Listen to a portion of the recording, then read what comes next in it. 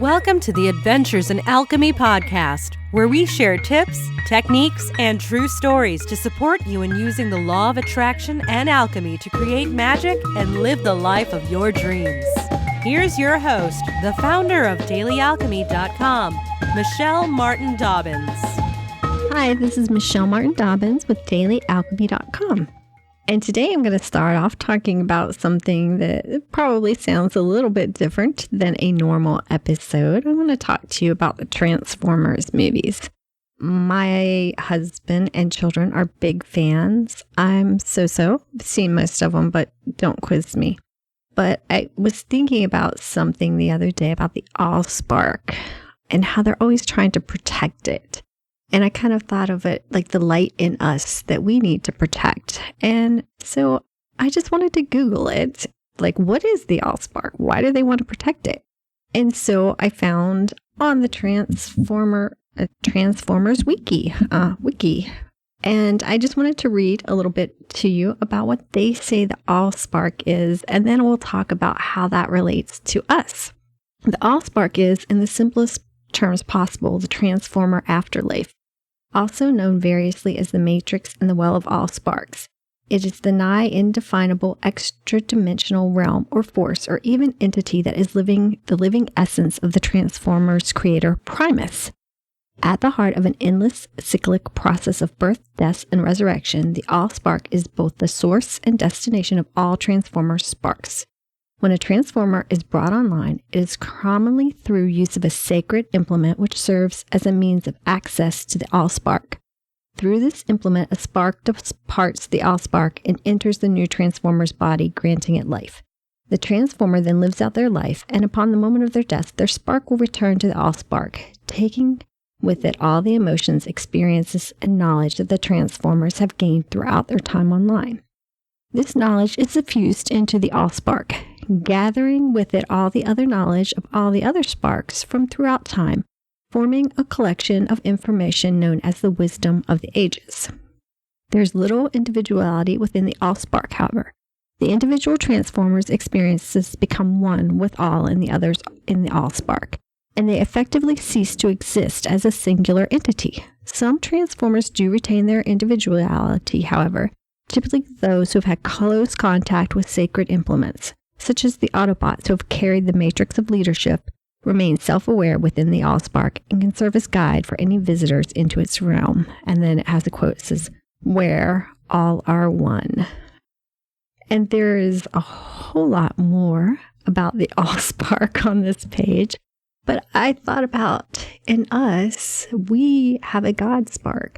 We are made from divine substance. We are made from, universal substance, divine substance, God, whatever word works for you.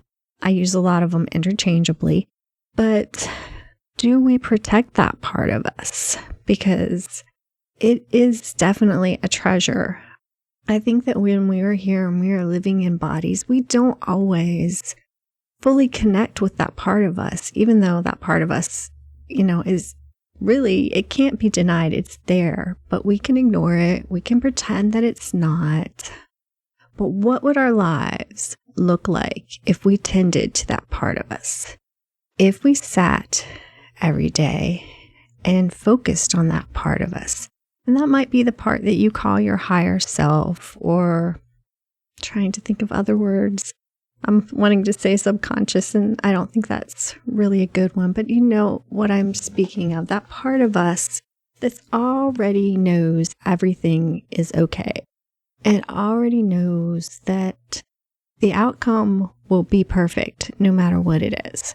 And I think that we need to start to protect that part of us and to cherish that part of us and treat it like the Transformers treat the Allspark. They are not going to let anything happen to that. They're not going to let that divine wisdom be destroyed because it's everything that they are. And your Godspark is really everything that you are. All the things that you think that you are, all the mistakes that you've made, all the times that you've been less than loving or less than perfect in your eyes, that's not who you are. Who you are is that divine spark inside of you, the God spark that is inside of you. So protect it.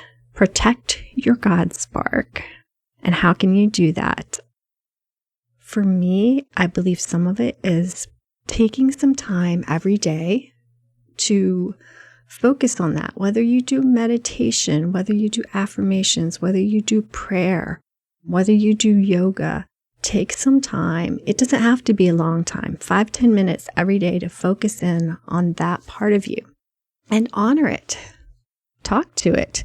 Let it know. You can talk to, your higher self. You can talk to spirit guides. You can talk to God. You can talk to angels. Let that part of you know that you are aware that it's there, that you respect it, that you honor it, that you love and cherish it, and that you desire to connect with it. And then focus on what makes you happy. Focus on what's already good. I used to keep a note in my wallet that reminded me when I felt a negative emotion that all that meant was that I was thinking something or believing something that my higher self knew wasn't true, and it didn't feel good. So all I needed to do was sit down, feel the emotion, and then think about, what does my higher self think about this? What does God think about this, right? Because if I'm thinking, let's say I'm feeling guilty, I messed up. Okay, here's an example from my life. Totally forgot child's soccer game.